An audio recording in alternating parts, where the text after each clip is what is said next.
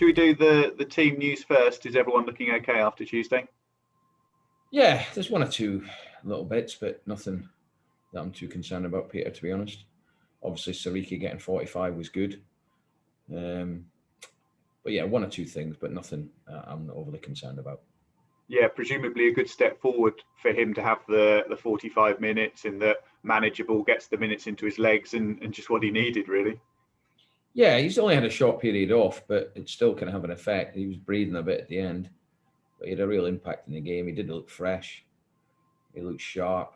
He made all the correct decisions when it was simple to pass and run. He did that really well. That was the one thing he did really well.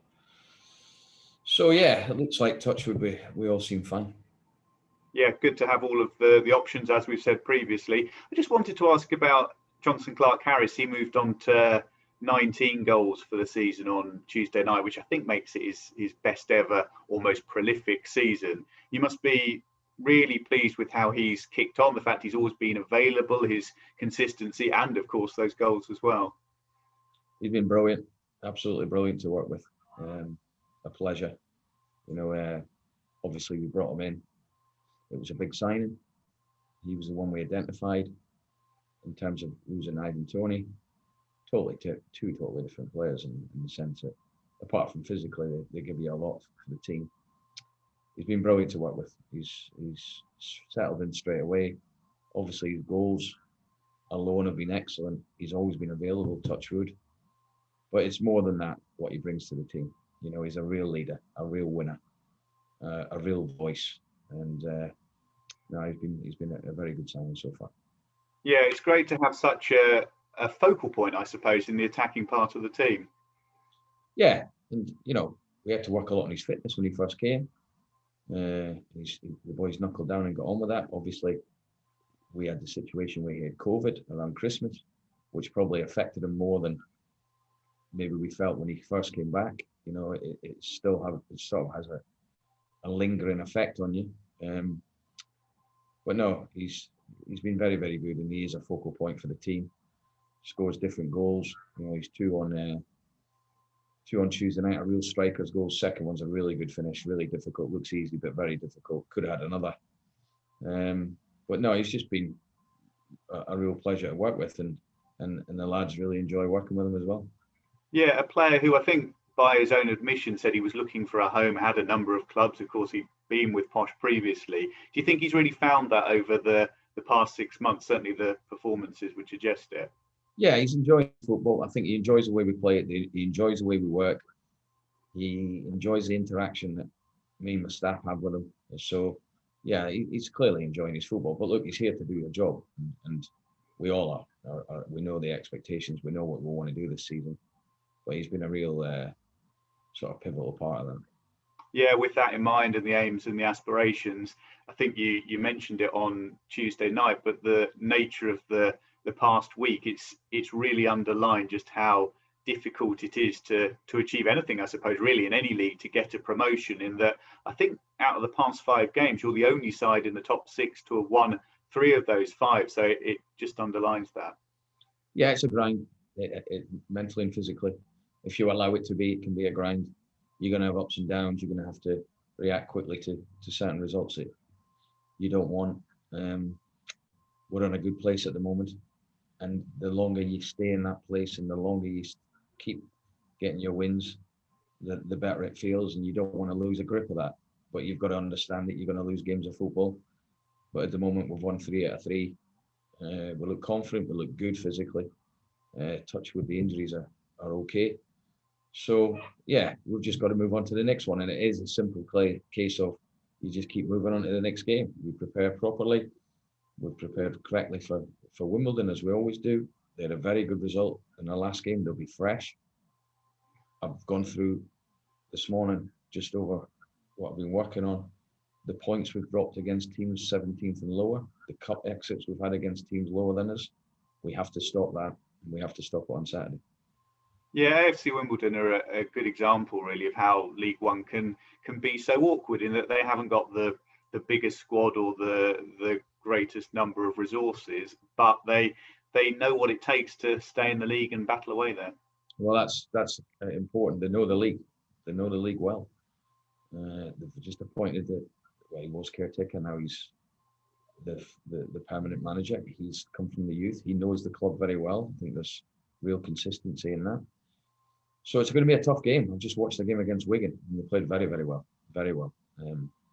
We have to be at it. I mean, there's no clearer message to my players that, you know, we have dropped points against teams lower than us in what you would say the lower part of the league, and we have to stop it, you know. And Saturday's another example of that. We have to put the foot down now. As simple as that. We have to go up a couple of levels and maintain this consistency, or certainly not drop any levels from what we've been doing lately.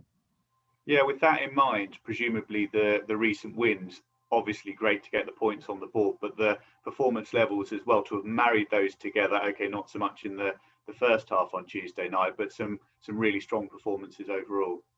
Yeah, I felt our performances against Crewe was strong. Against Ipswich, very good. You know, could have won that game by more. And of course, the other night, you know, we've gone from being poor to not having any attempts really on goal.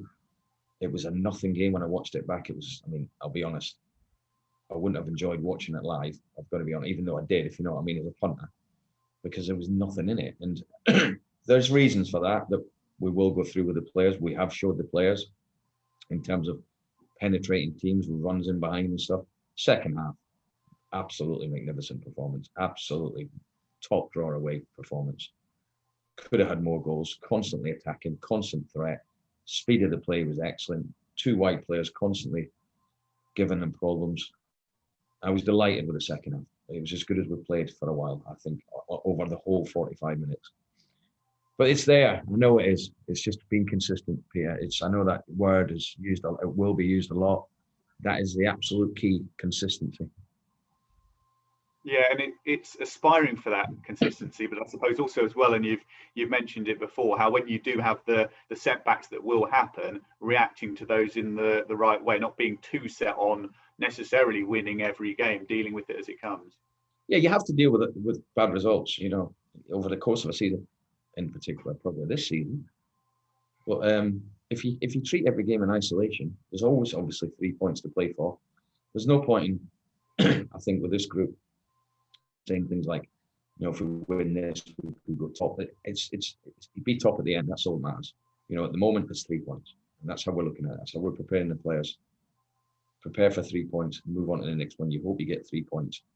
Can you find a way, if you're not playing well, of grinding results out? Can you play really well and keep winning games? They're the things that we look to do. Yeah, and just to move away from first team, some sad news on a personal level for Bobby Copping, and we know in football that it can be a really tough sport sometimes, and right up there in terms of things you don't want to see when a youngster has to quit the game early. Yeah, it's really sad. I have to say, really sad for Bobby and his family. You know, the situation arose a while ago when he had a problem with his head. We've tried different things as a boy, and we've looked after him. We've always been there for him.